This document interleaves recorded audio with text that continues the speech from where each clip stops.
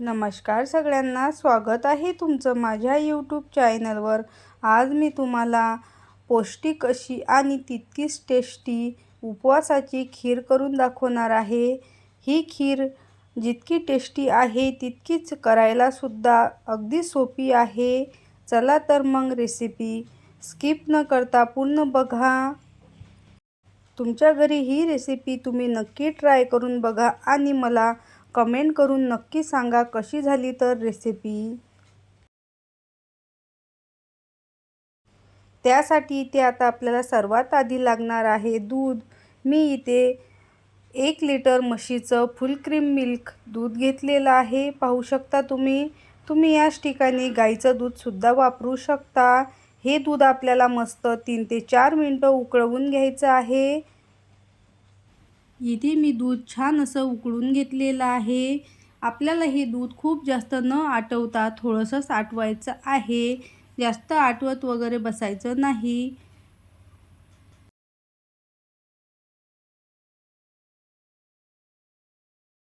इथे आता मी 3 ते 4 मिनिटं दूध छान असं उकळवून घेणार आहे।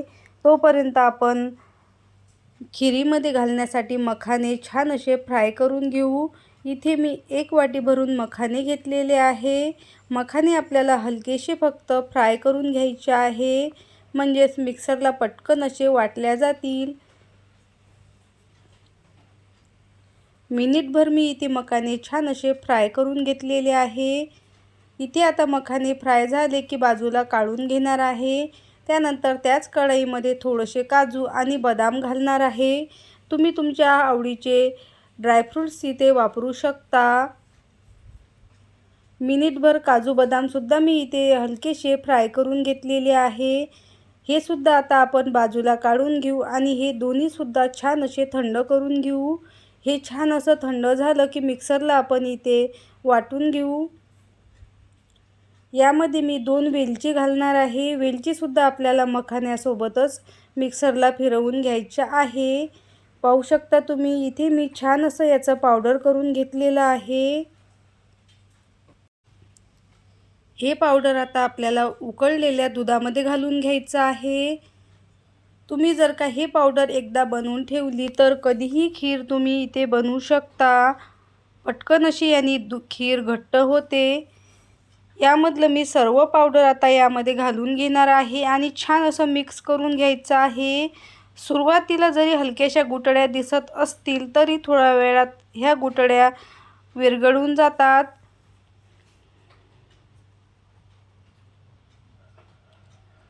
पाहू शकता तुम्ही इथे मी छान असं हे हलवून घेतलेलं आहे। सर्व गुठळ्या मोडलेल्या आहे। इथे आता आपल्याला हे पावडर घातल्यावर मिनिटभर शिजवून घ्यायचं आहे आणि त्यानंतर यामध्ये मी अर्धी वाटी साखर घालणार आहे। साखर तुम्ही तुमच्या आवडीनुसार कमी जास्त करू शकता। साखर घालून छान अशी खीर मिक्स करून घ्यायची आहे।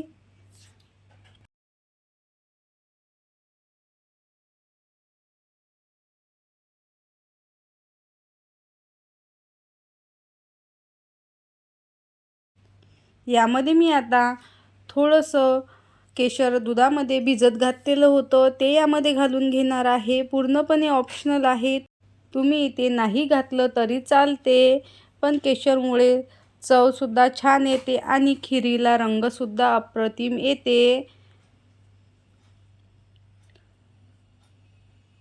हे छान असं आता मिक्स करून घ्यायचं आहे आणि 2 मिनिटं शिजवून घ्यायचं आहे। खीर छान अशी घट्ट बनून तयार होते।